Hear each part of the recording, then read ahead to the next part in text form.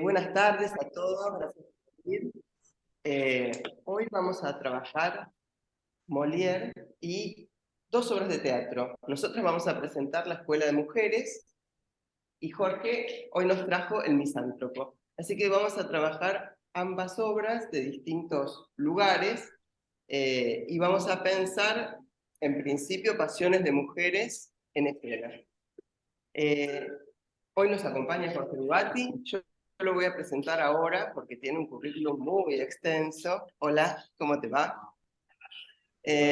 Jorge es profesor universitario, crítico e historiador teatral. Entre sus principales aportes a la teatrología se cuentan sus propuestas teóricas de filosofía del teatro, teatro comparado, poética comparada y cartografía teatral, disciplinas en las que fue pionero. Se especializa en el trabajo con espectadores teatrales, es doctor por la UBA, Premio Academia Argentina de Letras, y ahora ingresaste en la academia, así que, bueno, felicitaciones, por supuesto. Bien.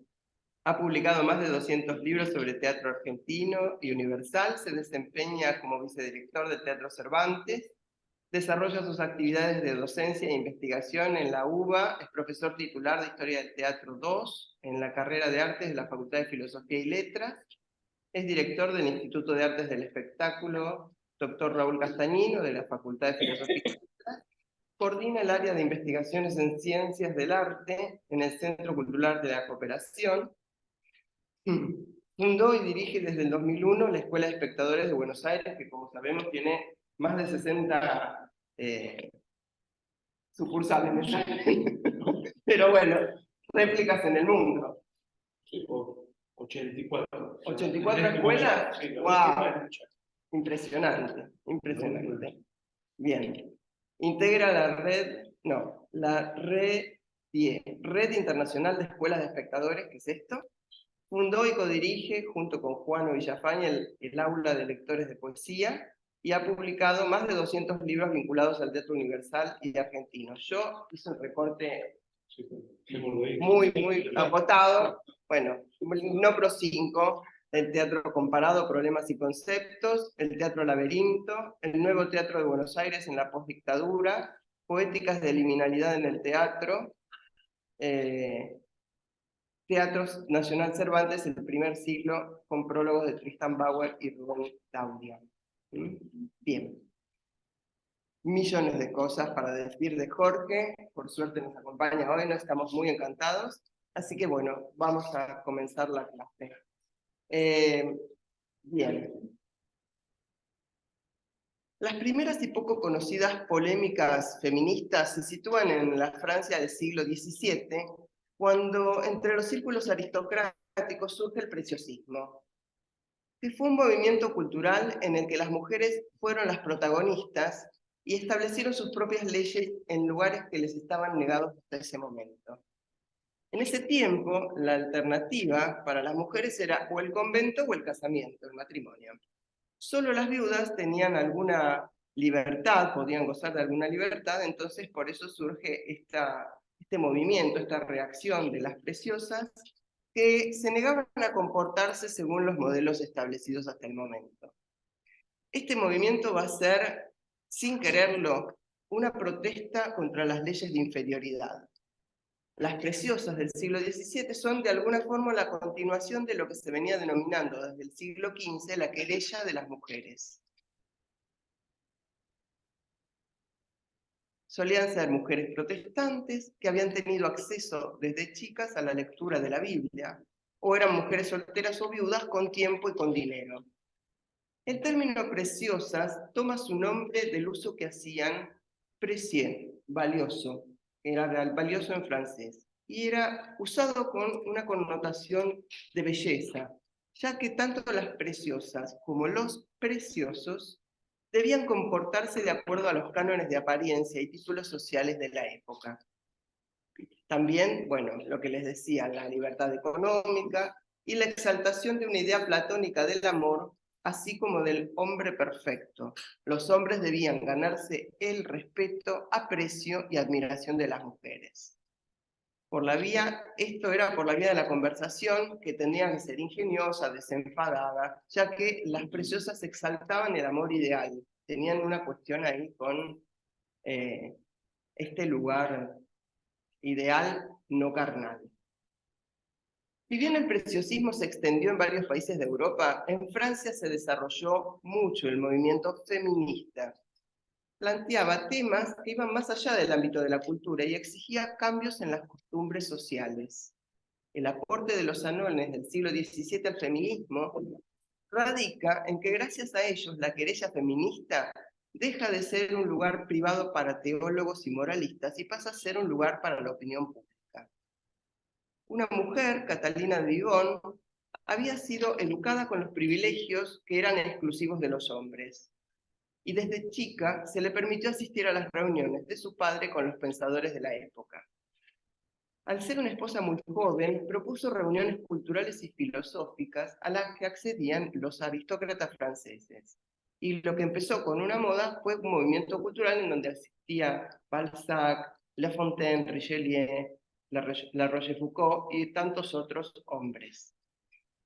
Si bien se multiplicaron los salones y las anfitrionas, porque se alentaba la conversación, llegaron a ostentar tanta influencia en la sociedad que era para hombres que les permitió a las preciosas moverse en ese mundo de hombres. El preciosismo fue heredero de todo el feminismo francés que comienza en la Edad Media con las cortes de amor y del Renacimiento, con varias famosas literatas. Fue uno de los primeros entonces movimientos feministas que hubo en Occidente. Y bueno, proponía la concepción libre y espiritual de la relación amorosa, pero reivindicaba sobre todo la capacidad intelectual y artística y los derechos de la mujer. En el comienzo, como les contaba antes, hubo un preciosismo masculino. Ahí fue muy activo. Hubo varios hombres que se dedicaron a este preciosismo, Boitur, Chapelain o Hulin de la Barre, que fueron, no sé si los pronuncio bien, pero bueno, eso ya me excede, fueron algunos de los preciosos más conocidos. Pero voy a comentar algo sobre este último, porque era teólogo y filósofo, era un sacerdote convertido al calvinismo, y que hizo una contribución muy importante al movimiento preciosista y una de las más significativas en la historia de la querella feminista, ya que publicó en 1673 una obra llamada De la igualdad de los dos sexos. A mí me pareció muy interesante eso, porque realmente empezaba a tomar un lugar, la igualdad, que hasta ese momento era impensada. Verán la similitud con la obra lacaniana, digo, para pensarla desde el siglo XVII. El derecho de las mujeres a adquirir una educación formal fue el derecho más frecuentemente exigido por las primeras y los primeros feministas. Es en este contexto que surge Molière, que es el seudónimo que eligió el dramaturgo Jean-Baptiste Poquelin, quien nació en París en 1622 y murió en 1673. Él tenía una profunda formación humanista y tuvo un gusto extraordinario por el teatro latino.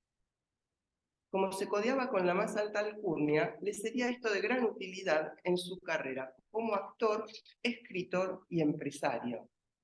Era favorito y exhibía sus obras frente al rey Sol, Luis XIV, por lo cual él puede instalarse en el Palais Royal y su compañía se hace compañía real. Molière, el genio de la dramaturgia francesa, a pesar de mostrarse partidario por la libertad femenina, consideraba, no sin contradicción, que las mujeres no debían apartarse demasiado de su casa, porque esto perturbaba o podía perturbar el equilibrio familiar. Entonces era un poco contradictorio en estos pensamientos. En relación a las protagonistas mujeres, hay tres obras esenciales: Las preciosas ridículas, o El casamiento forzoso, Las mujeres sabias y La escuela de las mujeres. Estas obras comparten un mismo nudo argumental: el tema de la posición de la mujer en la sociedad, de su educación errónea y de las normas matrimoniales, representadas como comedia mostrando las confusiones que se establecen en la relación del hombre con la palabra. Nosotros vamos a tomar la escuela de mujeres. Les voy a contar el argumento. Arnolf es un hombre de 42 años, maduro ya para la época, que camufla su verdadera identidad haciéndose llamar señor de la Suche. Su mayor temor es ser engañado por su esposa, por lo que decide educar a Agnes, una jovencita, en la más absoluta ignorancia, para así poder manipularla a su antojo. Pero su proyecto se ve frustrado cuando, a pesar de sus tretas, Agnes y el joven Horacio se enamoran. Arnolf desarrolla toda clase de estrategias para conseguir lo que ha sido la meta de su vida, casarse con Agnes. Pero finalmente el amor de los jóvenes vence todos los obstáculos. En el teatro de Molière, como en la novela que le es contemporánea, quien actúa es la mujer, una mujer cuya actividad tiende hacia la conquista de un objeto de deseo que en la mayoría de los casos aparece como el amante. Le Blondin, de Molière, es el hombre joven y fuerte que se opone al marido mayor y con pocos atributos impuesto por la sociedad, siendo los temas que ocupan el deseo femenino, ejercer la libertad y, si es necesario, negarse al matrimonio optando por la sabiduría, como en las mujeres sabias, frente a la maternidad que impone la función social. La escuela de las mujeres es una escuela inútil, ya que su objetivo era la educación para el amor en el matrimonio. Pero esto, como ya sabemos, es imposible, ya que el amor no puede enseñarse ni aprenderse. Les voy a comentar el texto. El personaje femenino de la comedia es Agnes, como les decía antes. Lacan comenta brevemente sobre Agnes y Arnolfo en un corto pasaje del Seminario 5 y nos dice: se trata de un señor llamado Arnolfo. Lo vemos entrar desde el comienzo con la obsesión de no ser un cornudo. Esta es su principal preocupación. Y esta es su pasión, una pasión como otra cualquiera, dice Lacan. Esta pasión, la de Arnolfo, subrayada por Lacan como la obsesión de no ser cornudo, es el eje temático que impregna la comedia. Y es el equívoco del discurso al modo del chiste el que nos señala lo reprimido y lo hace gracioso. Desde niña, Agnes fue criada para ser ignorante. Ella es marcada y deseada por el otro en el lugar de aquella que porta el más radical no saber, como totalmente alienada al saber del otro. En este sentido es una tonta, una ingenua. La singularidad de Agnes es vivida como una amenaza para Arnolfo, ya que ella, al hacerse cargo de su deseo y decidir sobre su vida, muestra el rechazo de toda la educación recibida. Arnolfo siente el rechazo como traición, ya que hay algo de la astucia de Agnes, la astucia femenina, que resulta incalculable. Siempre ha habido viejos, dice Lacan, que se han ocupado de la educación de las chicas. Incluso han propuesto principios para ello. En este caso, ha encontrado un principio muy feliz, consistente en conservarla en un estado de completa idiotez. Arnolfo quería asegurarse de que su honra estaría a salvo, criando en la absoluta ignorancia a Agnes. Sin embargo, como no hay nada seguro y por supuesto algo escapa del control, lo que ha pensado Arnolfo tan cuidadosamente no funciona, ya que Agnes es un ser hablante y tan solo por eso puede resistirse al deseo de Arnolfo de hacerla su esposa. Una vez en la trama significante, ella presentifica su destino como el espacio del señuelo y nos muestra la escuela de las mujeres que, por estar sujeta al significante, puede no estar pegada al deseo y al decir del otro. Agnes es una mujer a la que le han enseñado a hablar y que articula, nos dice Lacan. Para él, el hecho de que Agnes se sitúe como un ser de palabra ya trae en sí la oportunidad de la subversión. Aún alienada al deseo de Arnolfo, algo de la desobediencia a la educación recibida opera. Ella obedece literalmente a la palabra de Arnolfo, pero la palabra incluye el equívoco. Y la equivocidad deja entrever algo del deseo de Agnes en cuanto sujeto de su propia historia, lo que va constituyéndose durante la obra de Molière e implica la desalienación de este otro. En un momento, un pasaje, Arnolfo le pide a Agnes que le tire piedras al enamorado cuando viene a cortejarla. Ella obedece literalmente, ya que nada puede cuestionar. Pero las piedras que le lanza también sirven para mandarle mensajes. Entonces le manda recados amorosos al galanteador. Arnolfo nada puede reclamar, ya que ella obedece a su mandato. Sin embargo, Agnes subvierte el enunciado que el otro le dirige, obedeciendo justo en su literalidad, pero no en su sentido. Es así que allí donde el sentido se fuga, se produce una construcción subjetiva diferente. La ignorancia de Agnes le permite, al mostrarse como una boba para el otro, operar de un modo eficaz.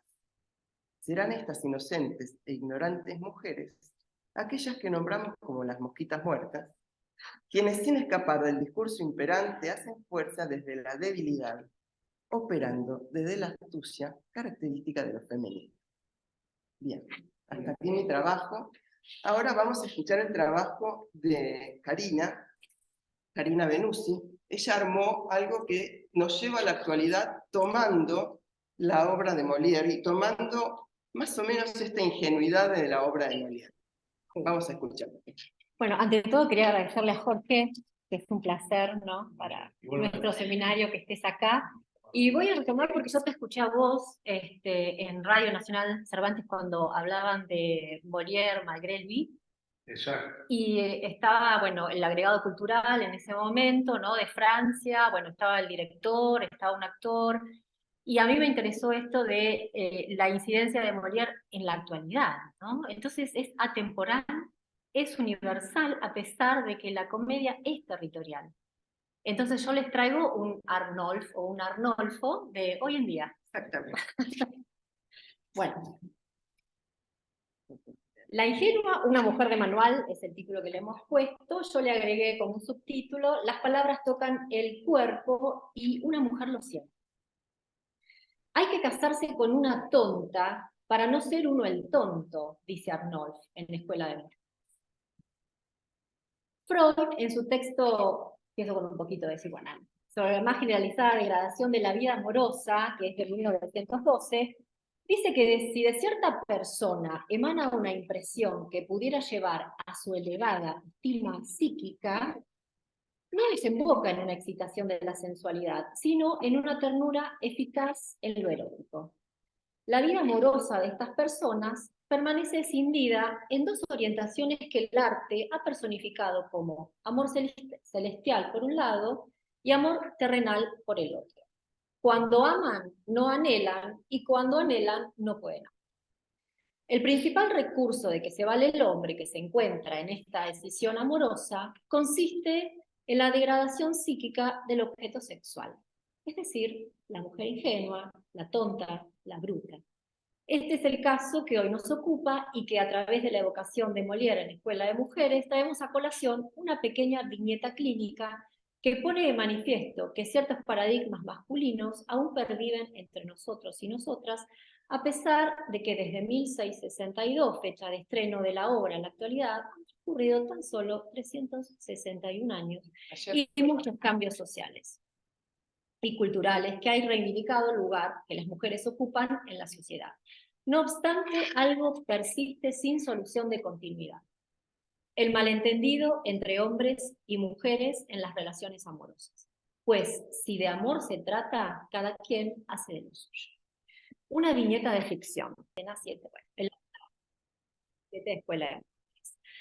La pregunta sobre su propia performance amatoria parece no atravesarlo al señor Lalo y busca en la analista el manual de instrucciones para accionar correctamente el botón del input que performatee los comportamientos de la ingenua señorita Lila. La feminidad no alienta en el partener una comodidad que lo lleve a un repliegue oniroide. Ella, la señorita Lila, lo quiere deseante, pero no es lo mismo que demandante. Este sería tal vez el punto más notorio del desencuentro entre el señor Lalo y la señorita Lila. Uno busca a menudo lo que no quiere encontrar, dice Arnolfo en la escena 4. Marcelo Barros, en su libro La condición femenina, dice en la página 196 que Freud muestra al varón decididamente inclinado a amar a la mujer como objeto de su fantasma y a la mujer interesada en ser amada. Pero que si el verbo amar designara la misma cosa en el amor que el hombre está dispuesto a dar y en el que la mujer espera de él como condición, no se comprende por qué razón se produce un desencuentro entre el hombre y la mujer. La respuesta se orienta diciendo que el amor fetichista y fantasmáticamente orientado no es aquel que cumple con la condición femenina de ser amado. En este caso puntual podríamos decir que lo que la señorita Lila espera del señor Lalo es un amor, o mejor dicho, un deseo que requiere del franqueamiento del fantasma. Es decir, un deseo que se sostenga más allá de su aplastamiento en la clausura del goce fálico. Una auténtica mujer solo despierta el deseo si el hombre está dispuesto a avanzar. Este avance no significa que el hombre tome un rol activo, que le proponga casamiento a la mujer, que la lleve de paseo o le haga obsequios, cosas que el señor Lalo efectivamente hizo. Una mujer es enigmática para sí misma como lo es para un hombre, pues hay algo de su goce que la posiciona como tal.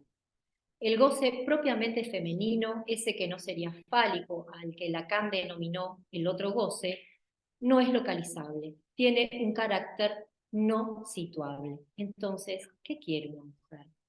No hay respuestas totales ni universales, hay respuestas no todas.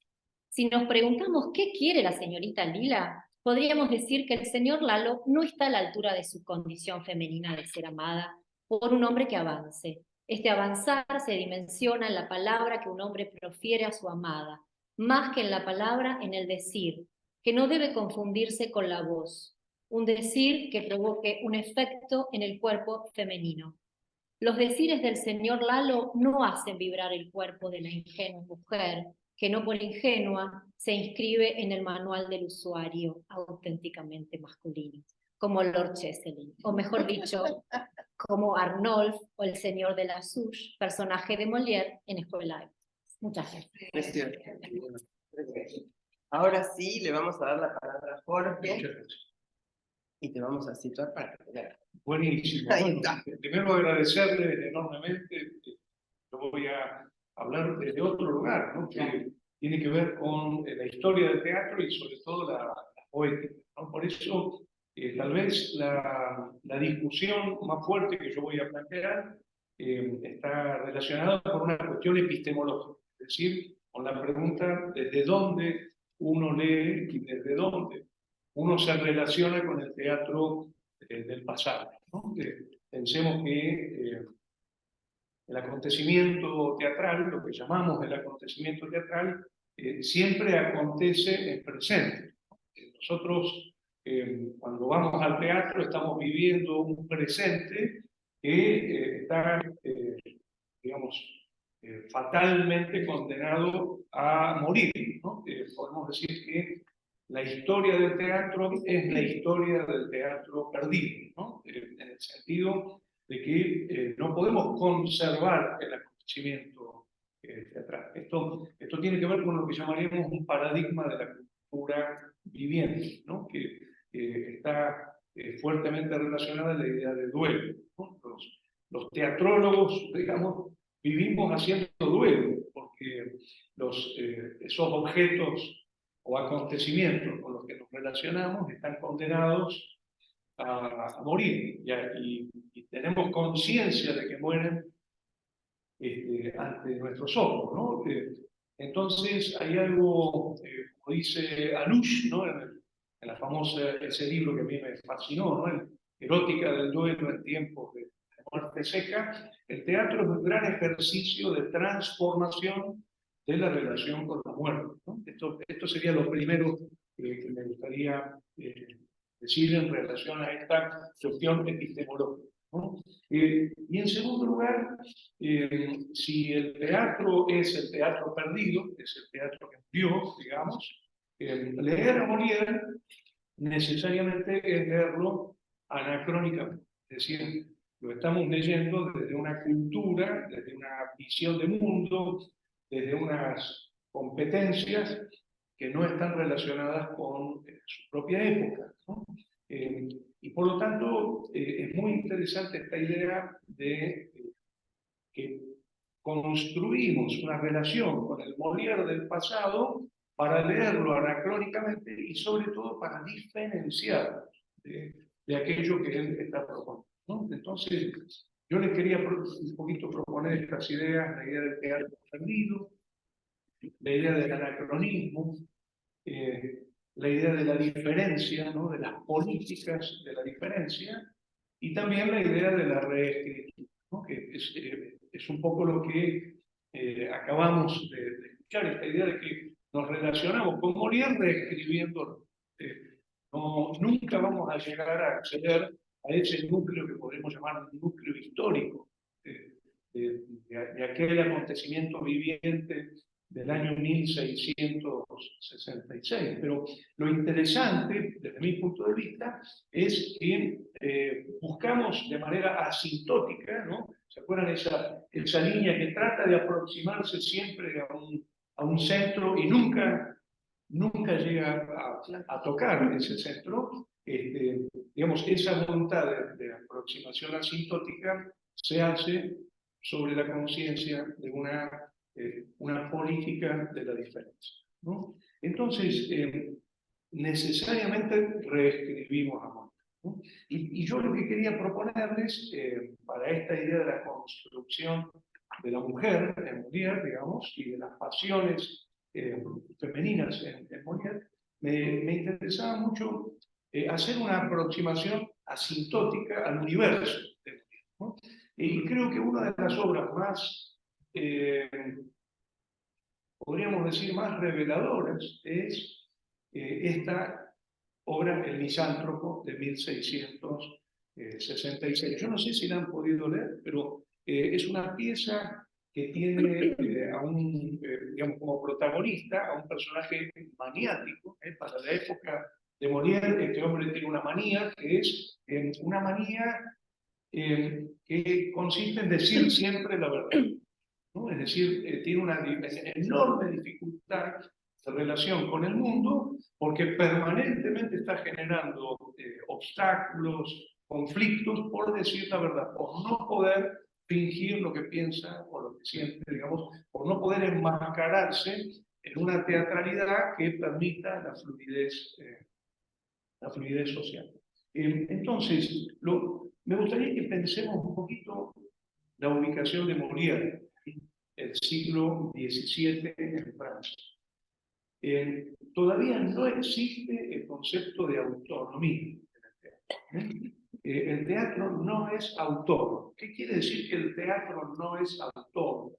La autonomía va a aparecer a finales del siglo XIX.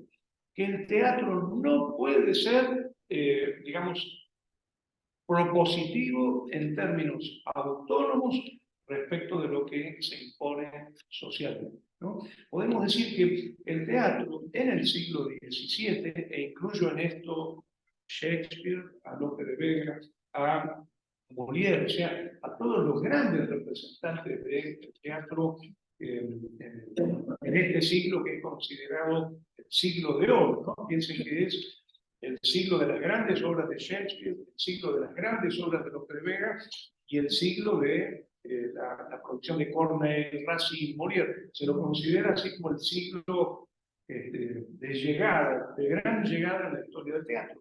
Digamos, es un siglo de la ancillaridad, ¿no? A mí me interesa mucho ese concepto.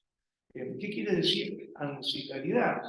El teatro está puesto al servicio de algo que no es el teatro. Anquila en latín quiere decir sirviente.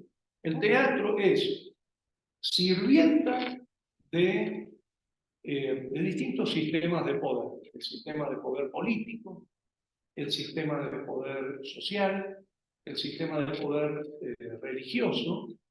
Y pensemos que además, en el siglo XVII, en Francia, el Estado francés, el absolutismo monárquico, empieza a regular también la gramática, la poética, la producción editorial, la actuación. Miren, pequeños hitos que me parece que son importantísimos. Creación de la Academia Francesa en el año 1635. Es el órgano real para regular la actividad de las letras, ¿no? Es decir, el absolutismo monárquico va a decir dónde está la buena literatura, dónde no está la buena literatura, cómo hay que escribir, cómo no hay que escribir, digamos, qué sería la buena literatura francesa, ¿no? Y qué no lo sería. En ese mismo siglo se crea la comédie, que es el órgano real que va a decir dónde está el buen teatro, dónde está el mal teatro, cómo hay que actuar, cómo hay que relacionarse con los textos. Es decir, que el siglo XVII, especialmente en Francia, es un momento de brutal ancilaridad para los autores, porque no solo van a tener el control político, monárquico, religioso, sino también van a tener un control estético, gramatical, léxico.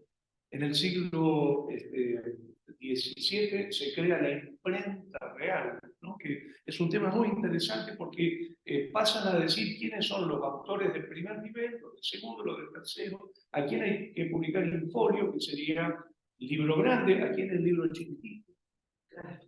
Y aparece una jerarquía, digamos, por la cual los autores, Molière entre ellos, se sienten tremendamente presionados para cumplir con esos sistemas de reglas, ¿no? Entonces, podemos decir que hasta el siglo XIX, es un poco duro lo que voy a decir, pero es verdad, el teatro es un teatro del statu quo, es un teatro de la ancilaridad al servicio del poder político, al servicio del poder religioso, al servicio del poder científico, al servicio de la escuela, al servicio de la iglesia, y el margen de libertad todavía es muy, muy bajo. Por eso podemos decir que uno de los rasgos del teatro de Molière es que es premoderno. ¿Qué quiero decir con premoderno? Todavía no existe algo que para nosotros es absolutamente familiar, que es el concepto de un teatro crítico. El concepto de teatro crítico va a aparecer recién en el siglo XVIII. Estamos ante un teatro que podemos llamar un teatro del statu quo. Por eso hay algo muy interesante en Molière, y es que va a colocar siempre en sus comedias un personaje que podemos llamar el personaje razonador o el personaje honnête homme, que sería el hombre discreto, el hombre modelo, digamos, el que marca la regla, y sobre todo el que va a bajar la estructura del statu quo. Es decir, Molière no se va a correr de esa regla. Molière va a estar al servicio de esa regla, y en ese sentido él va a impulsar tres grandes reglas que son, digamos, según la podríamos enunciar, sería la regla de la comunidad, la regla de la mesura y la regla de la solidaridad. Estos serían como los tres grandes, podríamos decir, las tres grandes bases sobre las que va a fundamentarse la ancilaridad de Molière y, por supuesto, la aprobación del teatro de Molière. Que si Molière no hace esto, sería automáticamente rechazado por los mecanismos de regulación. Entonces, yo quiero volver a una idea que propone Umberto Eco en un libro que se llama La estrategia de la ilusión, donde él habla, el capítulo se llama La regla y lo cómico. Y él lo que va a sostener ahí es que la comicidad se funda en la violación de una regla. Y que generalmente, como esa regla es compartida socialmente, no se la enuncia. La tenemos que averiguar, ¿no? Les leo lo que dice Umberto Eco rápidamente. Dice, la tragedia es universal. En cambio, lo cómico parece ligado al tiempo, a la sociedad y a la antropología cultural. Fíjense qué interesante esta idea de los territorios, ¿no? Para poder entender por qué la gente se ríe, hay que preguntarse por la regla que está siendo violada en el territorio. Que no necesariamente es la misma regla en La Rioja o en el distrito. Hay que ser de la parroquia. Hay que ser de la parroquia, ¿no? Entonces, él dice algo muy interesante. Dice que la gran pregunta por la comicidad es ¿cuál es nuestro conocimiento de la regla violada? ¿No? Y dice, las obras cómicas dan la regla por descontada y no se preocupan por reiterar, ¿no? Por ejemplo, hay un ejemplo que da muy lindo. Él dice, la tarta arrojada a la cara hace reír porque se presupone que la regla es que en una fiesta las tartas se comen y no vuelan por el aire y se estrellan. Entonces, fíjense qué cosa tan interesante. Molière está tan sometido a la regulación y es tan ansiedad a ese sistema de control, que es un control que le llega a la dramaturgia, pero también a la actuación. Piensen que estamos en un momento en el que los textos empiezan a ser vampiros de la actuación, es decir, le quitan al actor la posibilidad de opinar, de morcillear, de modificar. Hay que decir el texto. Recordemos que los franceses al ensayo le dicen repetición.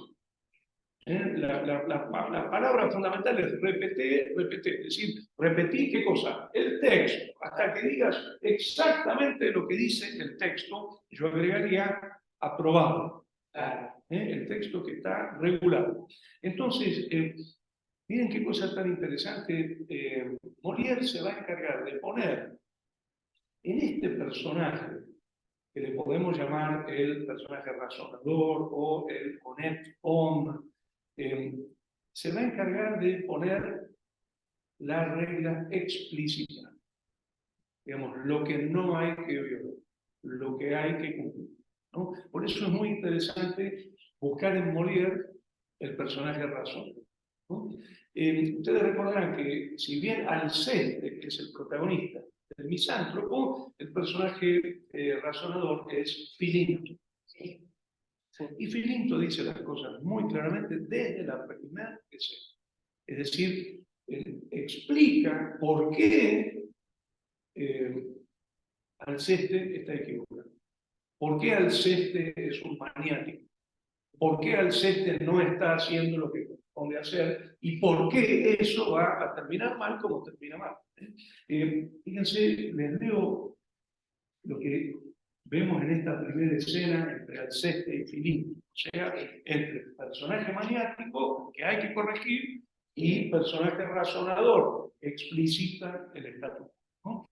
Dice, Filinto le dice, cuando se anda en sociedad, preciso es cumplir con algunos convencionalismos que exige el uso. El otro le dice, no, estoy de acuerdo, qué sé yo, y él le contesta, dice, hay muchas ocasiones en que la franqueza absoluta resulta ridícula y poco al caso, y a menudo, mal que le pese a vuestro austero honor, escuchen esto, es bueno ocultar lo que tenemos en el alma. Esto está dicho en la escena 1, no sé si me explico. Ni siquiera cumple con lo que dice Umberto Eco, que dice la regla no está explicitada. El personaje razonador explicita la regla, ¿no? Inmediatamente después, Alceste se queja y le dice que está equivocado, va a decir, renunciad buenamente a todas esas locuras, el mundo no ha de cambiar por vuestra diligencia. Como diciendo, digamos, tu ridiculez consiste en intentar cambiar algo que está en la condición humana, pero además está en el sistema social. Filinto va a decirle claramente que su problema es que Alceste detesta la naturaleza humana. Fíjense qué interesante es esto. De entrada el personaje aparece ridiculizado por el personaje razonador. A mí me gustaría decir que la gran diferencia entre el personaje razonador de Shakespeare, de Molière, de Lope de Vega, es que son personajes que bajan el status quo. A diferencia de lo que vamos a llamar en la modernidad el personaje delegado, que es el que va a exponer un pensamiento para modificar la sociedad, para cuestionar la sociedad, cuando aparece el concepto de teatro crítico.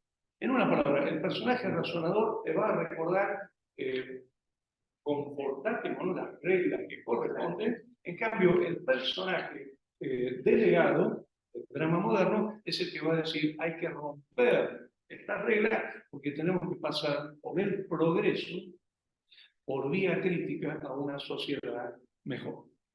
Un ejemplo claro del personaje delegado sería Nora en Casa de Muñecos. Claro. Pero fíjense, 1879, o sea, estamos hablando de más de 200 años.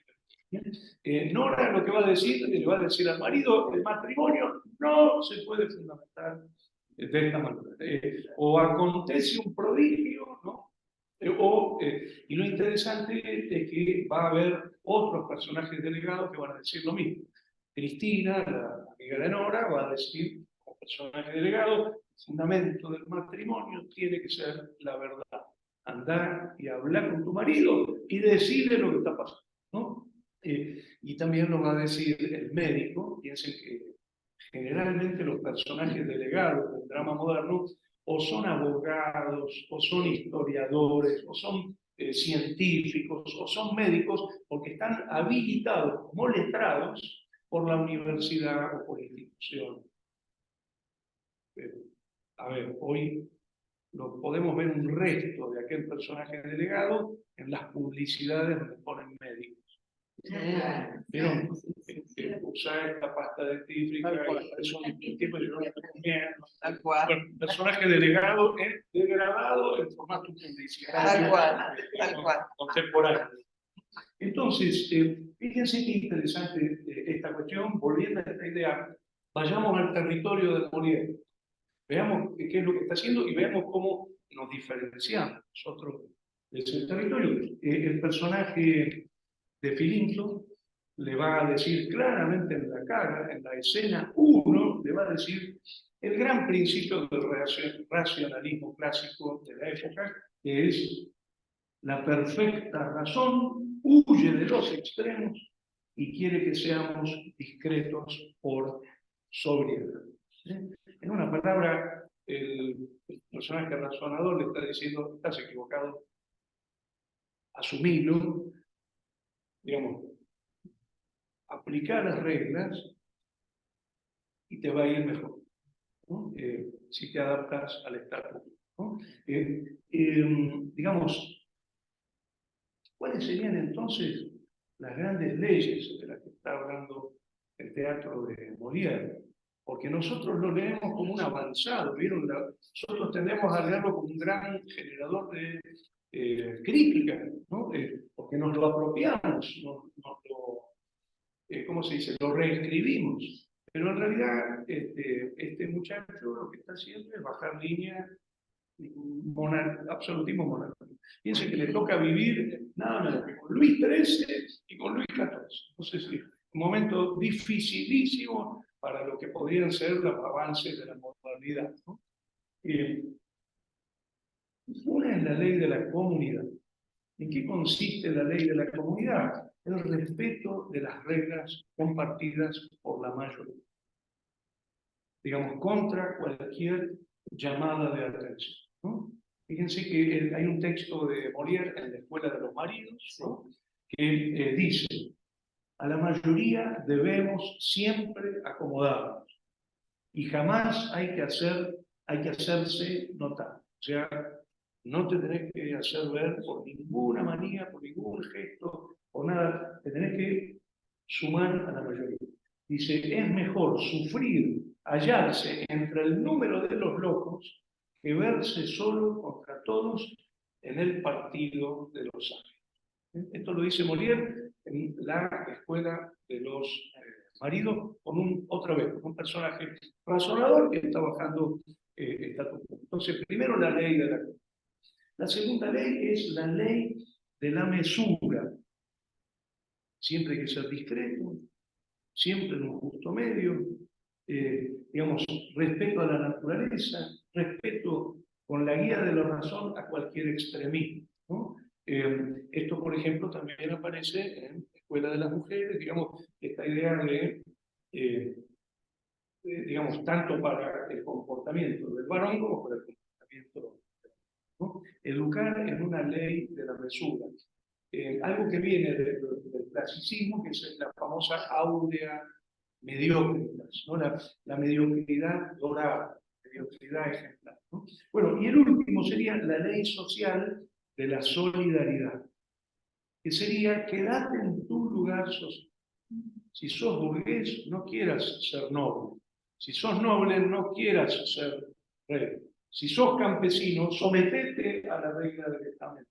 En una palabra, una sociedad estamentaria, Molière lo que está diciendo es, quedate en el molde, desde tu lugar vos estás aportando, es muy importante tu lugar, y si vos rompes eso, genera una alteración que va a afectar a la potencia de Francia como nación y a la potencia de Francia como imperio. Piensen que el teatro está fuertemente aliado al statu quo porque el teatro es una herramienta de imperialismo. Esto lo vemos en España, lo vemos en Inglaterra y lo vemos también, sobre todo en Francia, ¿no? Entonces, para ir cerrando, lo que nosotros generalmente observamos dentro de Molière, si nos metemos en su época, digamos en su territorialidad, es críticas internas que refrendan el statu quo.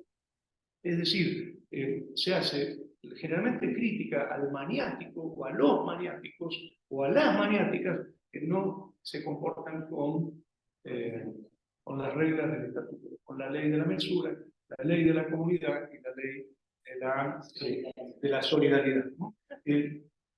Y por supuesto esto le vale a las mujeres. Y esto hace que necesitemos diferenciar. Porque si nosotros hoy hiciéramos un Molière arqueológico, o sea, hiciéramos un Molière de 1666, nos resultaría insoportable. No sé si está claro. No podríamos aceptar siendo personas que venimos de la experiencia de la modernidad y que todavía estamos en esta lucha entre posmodernidad y modernidad resistente o segunda modernidad, digamos que hacemos de la crítica una herramienta fundamental de relación con el mundo, nos cuesta enormemente identificarnos con un llamado al statu quo, ¿no? Entonces, para terminar, yo creo que es muy interesante que observemos cómo armamos sobre Molière políticas de la diferencia, ¿no?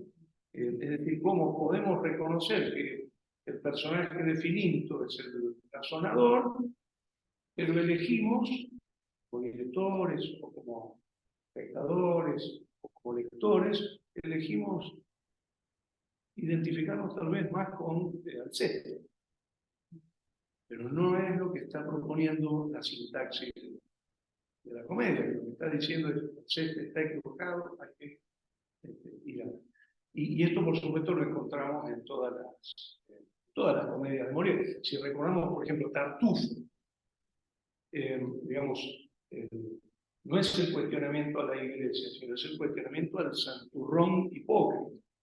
Diciendo que es un gran religioso, se mete en las casas para joder, digamos, por ejemplo, a la burguesía o a la nobleza. O pensemos, no sé, en el Don Juan de Molière, ¿no?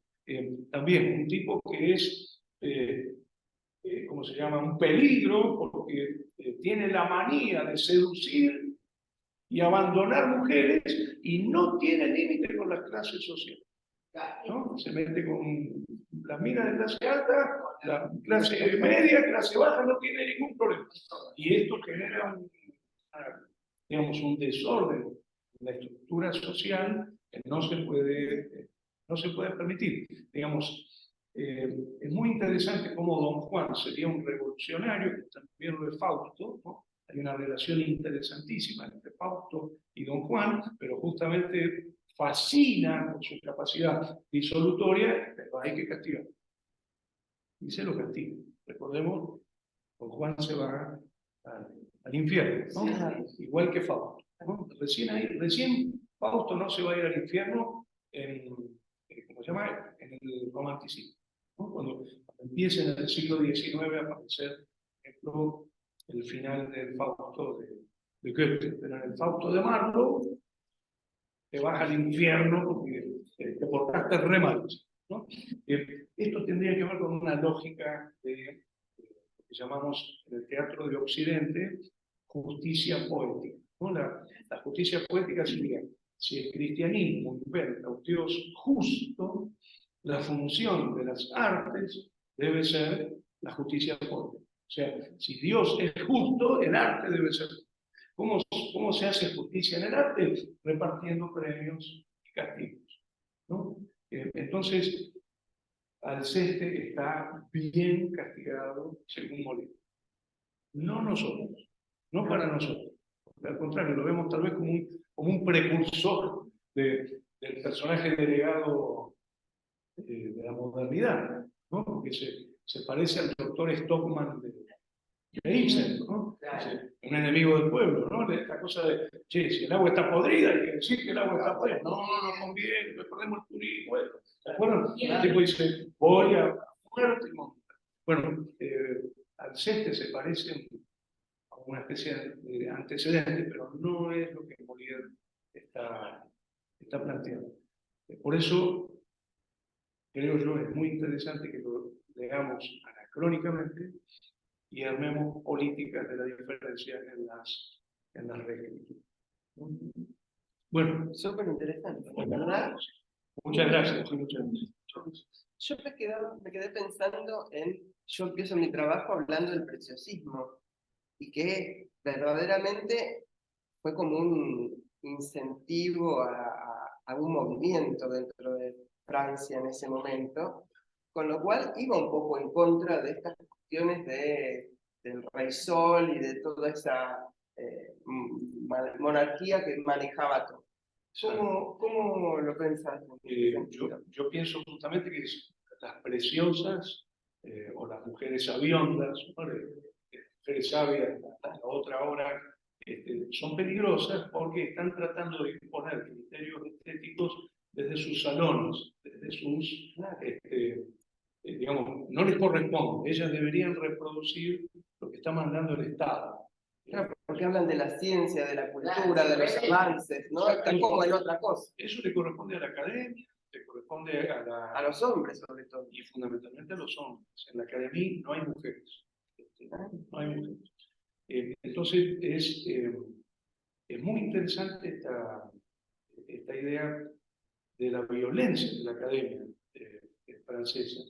Porque, por ejemplo, Corneille presenta su obra de teatro El Cid y se la hacen pelotas, para decirlo rápido, cuestionándole el final, cuestionándole el régimen de lógica del personaje, cuestionándole las unidades, cuestionándole la fuente. Se basa en una obra española. Dicen, ¿por qué necesitas basarte en una obra española? ¿Qué le debe Francia a España? ¿No? Entonces creo que es interesante esta idea de regulación, ¿no? Regulemos a las preciosas, regulemos a las mujeres sabiondas, porque no les corresponde hacer lo que en realidad tiene que hacer el Estado a través de un organismo oficial. Claro, es cierto, igual duraron un periodo corto, fueron 5 o 6 años y ahí se acabó un poco la cuestión. La mandaron a guardar.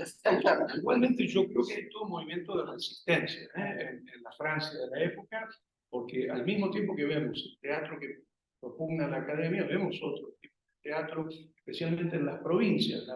Las provincias es el lugar de mayor, comillas, descontrol. Por eso es muy interesante ver la diferencia de las obras de Molière, cuando él está en gira por provincia y cuando ya se instala en París, que tiene que empezar a... Le baja en línea, digamos. Está vigilado y está controlado y está... Es más, depende de la guita que te baje. Claro, dependía del rey. Depende del rey.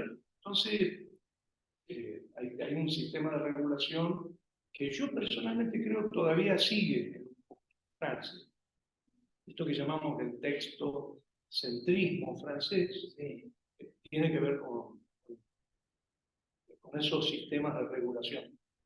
Yo creo que si el surrealismo estalla en París, es porque es una respuesta a estos sistemas de regulación que son tan fuertes históricamente en la cultura francesa. Sí, sí. También pensaba en estas cuestiones del feminismo que yo asocié un poquito en el texto, porque de alguna manera intentan, en ese momento, esta primera ola que uno podría llamar, la educación para las mujeres, ¿no? Donde de repente en este texto, por ejemplo, en la escuela de mujeres, ahí es como que el hombre decide si puede o no tener algún tipo de instrucción que en general siempre tiene más que ver con lo doméstico y no tanto con la educación de la... Sí, Claro. igualmente yo creo que Molière está a favor de la... Hay un ida y vuelta y hay una cosa medio pero indecisa. Lo que no quiere es que se pasen de lo que sería el matrimonio. O sea, él siente que para que funcione la sociedad francesa, la mujer tiene que estar integrada, la mujer es parte fundamental de esa sociedad, por eso no hay que casar a las mujeres jóvenes con los viejos, por eso hay un montón de elementos donde Molière defiende a las mujeres. Y fíjense que generalmente Molière tiene una mirada muy, muy identificada con los jóvenes. Los jóvenes son los que proponen la sensatez y generalmente en pareja, ¿no? El caso, por ejemplo, de Tartufo sería un ejemplo muy interesante. Son los jóvenes los que denuncian a Tartufo, pero tampoco salirse del lugar que les corresponde. Acá hay como una imagen concertada de cómo debe ser la sociedad. Entonces, ni el extremo de someter a la mujer a la ignorancia y a la pequeñez del mundo de la cocina o de la casa, pero tampoco el exceso de hacerla que sobresalga por sobre la medianía que le corresponde a todo el mundo, ¿no? Aunque él se casó con una jovencita de 19, ¿no? Sí, ¿no? Y Molière, digamos, creo yo... El manual siempre para... Debía sentir muchas contradicciones, porque por momentos uno dice, solo podés imaginar al Ceste si sentís que la sociedad falta todo el tiempo a la verdad. O sea, hay algo muy interesante, ¿no? Solo podés pensar en Don Juan si no sentís fascinación por este personaje arrasador, digamos. Y realmente cuando uno lee Don Juan, uno dice, che, Molière está fascinado por esta persona, pero lo termina castigando. Es decir, siempre aparece esa tensión que es muy del Renacimiento en adelante, entre, bueno, esto que dice Foucault, ¿no? Foucault habla del savoir de connaissance y el savoir de espiritualité, ¿no? El savoir de espiritualité sería los saberes que provienen de las grandes tradiciones religiosas, culturales, ¿no? Y el savoir de connaissance es el nuevo saber universitario, científico, digamos, de las lecturas en los procesos nacientes de la modernidad, ¿no? Yo creo que ahí hay una tensión en Molière entre esos dos saberes, como también la vemos en Shakespeare, ¿no? No tanto en Lope de Vega, que para mi gusto es el más reaccionario en términos contemporáneos, ¿no? Pero hay una tensión entre el saber de espiritualidad y saber de connaissance, en Molière, ¿no? Como diciendo, la tradición lo que dice es, sociedad estamental, pero al mismo tiempo todo está cambiando, hay avances, hay libertades nuevas, hay modificaciones, cuestionamientos, ¿no? Pero él registra esos avances, pero finalmente termina avalando ancilarmente la regulación del poder, ¿no? Yo quería, bueno, primero me encantó que la clase, muy buena de los estudiantes, y bueno, Jorge siempre trayendo una mirada diferente desde el teatro. Yo no sé si vos sabés que Lacan nombra al misántropo acerca de la causalidad psíquica, que es un escrito que, bueno, está en los escritos uno, en la página 164 le dedica bastante, y me llama la atención porque indica un poco las testes. Yo te quería comentar, y no es que lo reivindica, pero habla de Filinto como que hace como intervenciones. Él dice que lo que ocurre, dice que Alcestis está loco, claro, sin juicio de valor, digamos. Claro, sí. Todos tenemos. Sí, tiene la locura de la verdad, en todo caso. Claro, la locura de la verdad, ¿no? Pensar que yo la verdad hablo, tiene como un delirio de presunción. Entonces está como en un lugar de víctima, porque en realidad el yo es desconocimiento para Lacan, y él está preñado de delirio, ¿no? de pretender que tiene saber la verdad, todo. que no está equivocado, y no hay ninguna implicación subjetiva, o sea, él no se implica en lo que pasa en el mundo, ¿no? No hay una responsabilidad en el desorden que lo hace. Se dedica, digamos, a denunciar, ¿no?, al otro, al mundo, al desorden del mundo, sin implicarse. Por eso dice que se identifica con su yo. De Lacan, entonces en eso dice que está loco, ¿no? Digamos que como un sujeto narcisista, que piensa que el yo es idéntico a sí mismo, y termina en un aislamiento absoluto. Terrible enseñanza, tal cual. Claro. No, es buenísima la lectura, y creo que a Molière le encantaría. Claro. Pero yo la única observación que deja es que él sí se involucra en contra de sus principios en la relación con Celimena. Porque él, a pesar de que él ve que Celimena está traicionando, le está mintiendo, y todo el mundo le avisa, sin embargo él dice, estoy enamorado. Es decir, no es el único momento en el que Alceste traiciona sus principios, por decirlo de alguna manera, es en la relación con el amor. Y todo el mundo le dice, che, pero vos que estás con la verdad, ¿cómo aceptás que esta mujer haga esto? Es otro mundo. O sea, ahí hay un involucramiento subjetivo por parte de él, y eso creo que es otra gran crítica que le hace Molière, porque dice, no te estás guiando por la razón. Miren esta frase de Filinto: la perfecta razón huye de los extremos y quiere que seamos discretos por sobriedad. Lo que le están diciendo es, en la relación con Celimena no estás usando la razón, estás guiando por el corazón. Eso de la ley del corazón, que es forma de Hegel. Claro, o sea, desde mi punto de vista aparece esta idea de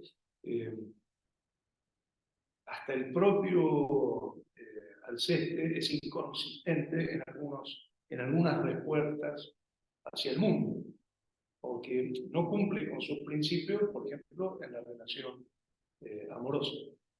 Ahora, él ama, porque en un momento Lacan dice, ¿no?, un diálogo que tiene con Filinto, entonces Filinto dice que le pregunta, ¿creéis pues ser amado por ella? Se refiere a Celimena.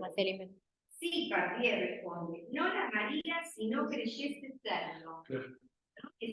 Porque dice, yo amo más a mi amiga, y nada es comparable a mi extremado amor, en el ardor de mostrarse a todos. Es como que él necesita como mostrarle a todos que está seguro de que ella lo ama, porque en realidad ella, Lo engaña. claro, Le miente en la cara. Y él lo percibe, y él pero con ella no puede. Bueno, pero la deja. La Sí, deja. sí, finalmente sí, porque entra en una Le especie pide la exclusividad Claro. en el campo, aislados, y O sea, ella dice, el nombre lo dice, termina odiando a la humanidad, ¿no? El santo pues, que odia a la humanidad, incluida la persona que la ama. Pero yo creo que esta idea de la mentira necesaria ya la propone la modernidad, ¿no? Por ejemplo, Ibsen tiene una pieza que se llama Los pilares de la sociedad, anterior a Casa de Muñecas, 1877, donde la tesis es el fundamento de la sociedad moderna, es la verdad. Hay que decir la verdad, a como sea, mostrar la verdad.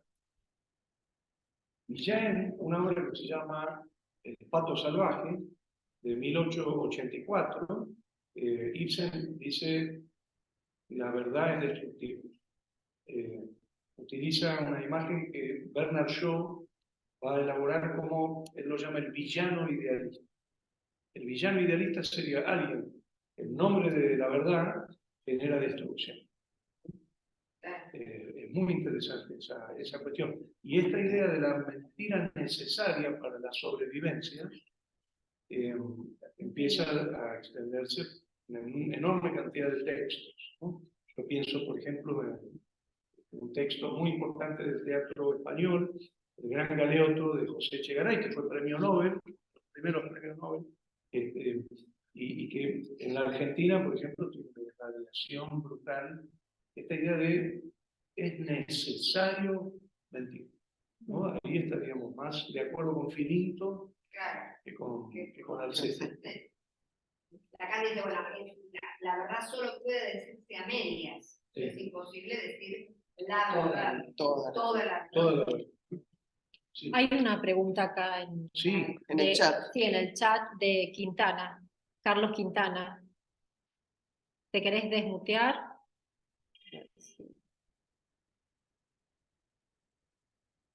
A ver si pude. Sí, ahí se escucha, a ver. No, considero y para remarcar la filosofía de Molière Pero y espera un también minutito. No, es que yo tampoco escucho. por ahí le tiene bajo el... ¿se escucha? Espera, a ver, vamos a bajar acá y vamos a subir acá. Sí, ahí. Ahora sí. Dale. Ahora me escuchan, bueno. No, agradecer todo este desarrollo muy enriquecedor. Y quería destacar también otra obra de Molière que me tocó, El enfermo imaginario, en donde también ahí se mueve lo del status quo, del tema de, en esa época de la medicina, en donde se habla de máscaras para esconderse, aparentar otras cosas que no son, en donde en la trama hay todo un padre que quiere obligar a una hija que se case por su propia afección o su imaginación, ¿no es cierto? Bueno, tal cual lo dice el título, cómo trata de hacer llegar matrimonio de una hija, y bueno, que es muy enriquecedor y que tiene todo lo que decía Jorge, se redondea en ese tipo de obras de Molière, ¿no? Cómo él da vuelta a las cosas de una manera muy sutil, de una manera muy, muy teatral, y, y rompe con el status quo, ¿no? Me parece. No sé que si estoy en lo correcto. Sí, o sea, ahí, por ejemplo, lo que se observa es la explotación de los médicos, ¿no? El extremo sería una persona que se deja estafar, explotar, digamos, y que está perdiendo cantidad de dinero que tendría que ser para los jóvenes, para su propia familia, digamos, y para el desarrollo social. Y además este tema de casar a la hija con médico para tener un médico en la familia. Entonces, justamente lo que cuestiona Molière otra vez sería este exceso, ¿no? Esta manía a la que hay que poner un control, porque afecta al orden social. Y en ese aspecto es muy interesante la figura de la hija, hablando de mujeres, ¿no? Justamente de respetar a la hija por lo que le corresponde, que sería poder elegir su pareja y tener la herencia que le está dilapidando el sistema médico, ¿no? Que es bastante sensato. Si uno lo piensa. Sí, bastante adelantado, ¿no? A Bastante lo adelantado. que la mujer como derecho. Odiaba a los médicos. ¿Vos sos médico? Carlos, En la época ¿Lo elimino o lo saco? ¿Lo borro? No, y hay médicos y hay médicos. Claro, totalmente.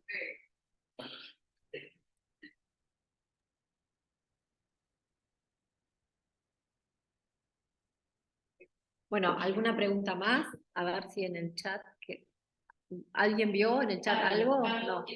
Ah, Carlos, ahí está. ¿Te desmuteás vos, Carlos? Carlos Zapata. Sí, Zapata, sí. Ahora sí, ahora me desmuteé. Bueno, fue una escucha un poco accidentada la mía, porque no podía entrar, después hubo un corte de electricidad, computadora se apagó, etcétera, etcétera. Pero interesantísimo, porque a ver si escuché bien de todo lo que se dijo, porque sería que Molière empieza a ser un teatro crítico cuando todavía no existe el teatro crítico, sino el teatro sometido al poder político. Pero lo hace con sus contradicciones, un poco como comentaba Laura, ¿no? Porque hace una obra en donde el personaje razonador intenta educarla en la ignorancia, a una chica que, como para que cumpla las leyes que vos enunciaste, ¿no? De la comunidad, del respeto por las reglas, de la mesura, la discreción y de la solidaridad, que sería mantener tu lugar social.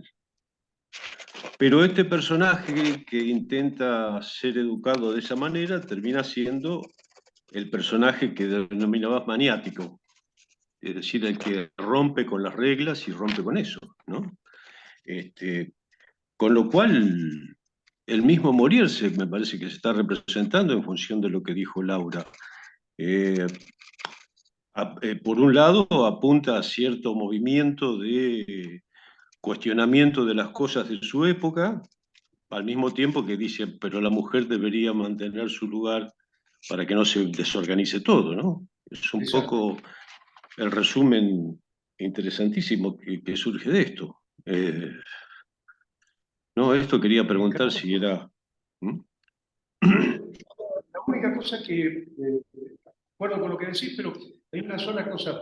Yo creo que nunca Molière ataca al statu quo, no lo ataca, al contrario, ataca a aquello que puede hackear al statu quo. Como si yo te dijera, respetemos el orden estamentario y cuestionemos lo que internamente puede afectar al orden estamentario.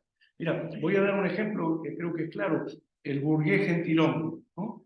de Molière, bellísimo texto, donde justamente lo que va a atacar Molière va a ser el tema de la movilidad social. Si vos sos burgués y rico y le estás aportando a la nación francesa muchísimo, no quieras no ser burgués, mantenete ahí, que es la crítica que él le hace. Es decir, yo no hablaría todavía de una crítica en el sentido moderno, sino hablaría de críticas internas a aquellos aspectos que no están funcionando correctamente en el marco del estatuto. Un ejemplo paralelo para que se entienda es Fuente Ovejún, de Lope de Vega, ¿no? Recordemos que el pueblo de Fuente Ovejuna ataca al comendador porque el comendador no está cumpliendo con la función que le corresponde, que es el justo, mesurado, digamos, al servicio de los reyes. Entonces, el pueblo ataca al comendador no porque es comendador, sino porque es injusto, porque no está cumpliendo con el rol que tiene que cumplir. nunca atacan a los reyes. No sé si está claro. Nunca atacan el orden estamentario.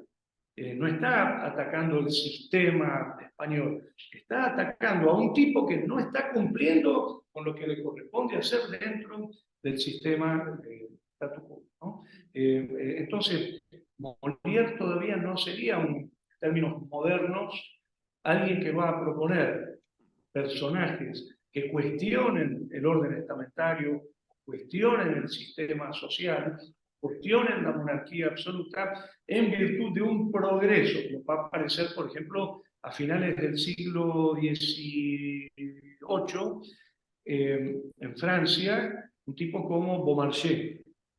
Bonaparte, Napoleón, va a ver los textos de Beaumarchais y va a decir, esto es la Revolución Francesa hecha teatro. Estamos muy lejos de eso. O sea que Molière critica aquello que puede poner en crisis lo establecido, el statu quo. Exacto, exactamente. Hace,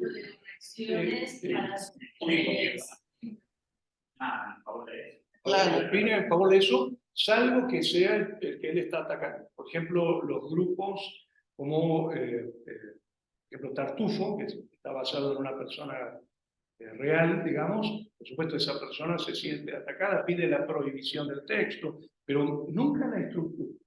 Siempre, si lo usáramos anacrónicamente en términos contemporáneos, diríamos, ni siquiera llega a reformista, porque es conservador. Claro. Está hablando de una estructura y está viendo dónde algo está funcionando mal al servicio de la estructura, digamos, ¿no? Igual me quedé pensando que vos tomaste el tema del amor en relación al misántropo, en donde, si bien Alceste, digamos, está enamorado, no puede ver, digamos, el engaño de Celimena. Sí. Entonces, hay algo en lo amoroso, más allá de las obras que Molière también se juega en Escuela de Mujeres, ahora voy a contar cómo, en donde él no puede calcular ese cierre que sería como, o sea, que nada escape a la época, digamos. Hay como algo ahí que escapa, porque finalmente se queda solo Alceste. Sí. Renuncia, por decirlo de alguna manera. En la Escuela de Mujeres también pasa. O sea, Arnold, que quería casarse con Agnes, que era la ingenua que él crió, verdaderamente tampoco consigue eso porque ella, por la astucia femenina, entre comillas, dentro de su ingenuidad, consigue quedarse con Horacio, porque bueno, aparece Oronte, digo, etcétera, su padre, ¿no? Pero me parece que, si bien no escapa a lo que sucede en la época, en relación a lo amoroso, hay algo que no termina de cerrar. Lacan lo toma como la imposibilidad de la relación sexual. Hay algo allí que nunca se termina de saber y que no se puede calcular, ¿no? Y no cierra. O sea, hay un malentendido que es por estructura. Yo lo que siento es que siempre aparece esta idea de avanzar hacia otros territorios, ¿no? Es un poco lo de Don Juan, lo del Fausto, lo de figuras muy interesantes en esa tensión entre savoir de spiritualité y savoir de connaissance, ¿no? Esta tensión de la modernidad que está apareciendo. En Shakespeare se ve mucho, pero siempre que se avanza, luego se reduce.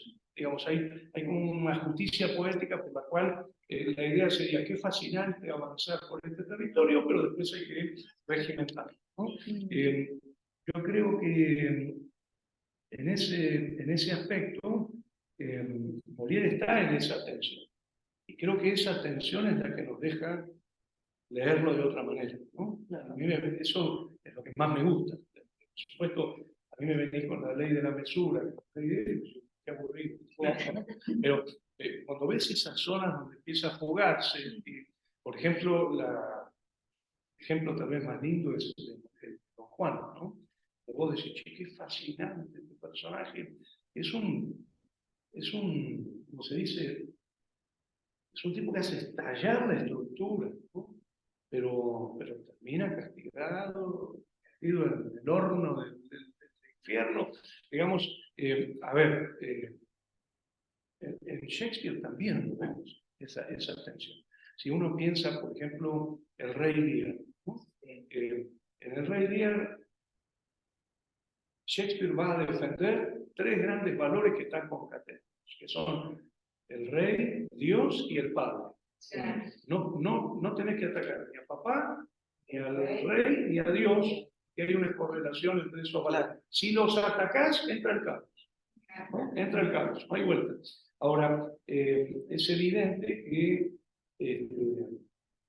las ideas del mundo, el hijo malo de Gloucester, o los comportamientos maquiavélicos de las hijas ¿cómo se llama? De Lear, son absolutamente modernos, se parecen mucho a los procedimientos de la política contemporánea, digamos. Y hay una fascinación. Miran todo, ¿no? Esta idea el horror sería un hijo que quiere ser padre de su padre, Edmund, en la historia de Gloucester, y un padre, Lear, que quiere ser hijo de sus hijas. El mundo al revés. Esto es el caos, esto termina mal, va a haber muerte, va a haber pérdida. La obra está todo el tiempo diciendo. Es decir, vamos a tener que esperar al siglo XIX para que aparezca un teatro que le diga: no serviré a la política, a la ciencia, a las clases sociales, a la religión, a la escuela, a los sistemas externos que son los que están regulando, ¿no? Aparece, por ejemplo, los simbolistas, los decadentes, toda la movida de la vanguardia histórica, pero esto recién va a ser fuerte en el siglo XIX, al final del siglo XIX, ¿no? Y yo quería nada más una cosa decir, que este tipo de comedia de Molière, como el Misántropo, se las suele llamar comedias amargas, ¿no? Que implican la sensación de que hay una justicia poética, hay una regulación, pero te queda un sabor amargo, como que las cosas no están del todo bien, ¿no? Y creo que esto tiene que ver con los procesos del amor. Si me permiten rápidamente, en Grecia, en la Grecia antigua, vos tenías muy claro: acá está la comedia y acá está la tragedia, ¿no? ¿Se acuerdan las fiestas dionisias, Aristófanes de un lado, Esquilo, Sófocles y Eurípides del otro? Ahora, en el Renacimiento aparece la tragicomedia, que sería una de cal y una de arena, diría mi abuela, ¿no? En la vida hay cosas buenas y hay cosas malas. Tenés una escena cómica, una escena cómica, una escena trágica. Ejemplo, el Macbeth de Shakespeare, de la famosa escena del portero. Están matando al rey, el tipo haciendo chistes borrachos, ¿no? Hacen una cosa perturbadora de qué está pidiendo el público, que ya dice: no todo es tragedia, ni todo es comedia. El propio Shakespeare fusiona la tragedia y la comedia en lo grotesco. Recordemos la escena del Rey Lear con el bufón. La relación entre el rey desamparado, debajo de la tormenta, que ha perdido todos sus atributos, traicionado por las hijas, y él traicionó a la única hija que realmente lo quiere, digamos, y el bufón, esa dinámica del bufón, rey miserable, sería el grotesco. El grotesco sería la fusión de lo cómico y lo trágico. Ahora, en el mismo momento aparece la comedia amable, ¿no? Que sería la comedia dilemática. Esto es un avance de la burguesía. Esto es un avance de la modernidad. La idea del dilema sería: te voy a presentar dos opciones, A y B. Si vos elegís A, negás B, y si elegís B, negás A. Y en las dos hay pérdida. No es que elegís entre el bien y el mal, sino que elegís entre dos opciones negativas. Fíjense, en el caso del Misántropo está ese dilema. Que vos decís: che, pero es un buen tipo, está diciendo la verdad. Es cierto que Oronte escribe como el culo y que tal otro es un mentiroso. Y tiene razón lo que está diciendo, pero al mismo tiempo es insostenible socialmente. Entonces, elijas lo que, si elegís A o elegís B, en los dos casos hay pérdida. Es lo mismo que medida por medida. Medida por medida es igual. ¿Se acuerdan la obra de Shakespeare, ¿no? Que duque de, ¿cómo se llama?, de Viena, para poder observar la sociedad como un laboratorio. Se dice que se va de viaje, no se va de viaje, se queda observando y lo nombra a Angelo al frente del poder.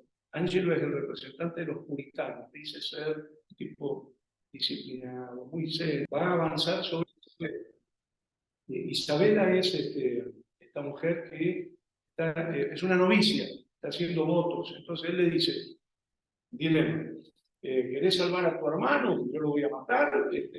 Bueno, deja los votos y entregate sexualmente, ¿no? Y del otro lado, ¿cómo se llama? La opción sería, muere tu hermano y vos mantenés el dilema. Ahora, Shakespeare no soporta el dilema y lo resuelve con el duque. El duque vuelve, hace todo un teje-maneje y termina poniendo todo en orden. Pero ya planteó el dilema. Por eso se llaman comedias amargas, igual que la comedia de Mises. Es decir, se resuelve a favor del statu quo, pero te queda un sabor. Hay algo que no está bien, hay algo que no está bien. Qué bueno, la verdad, precioso.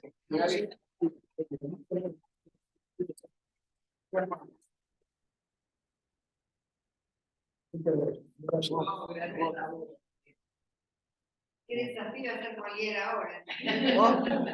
Tendría que hacer una versión completamente otra. Si no, sería muy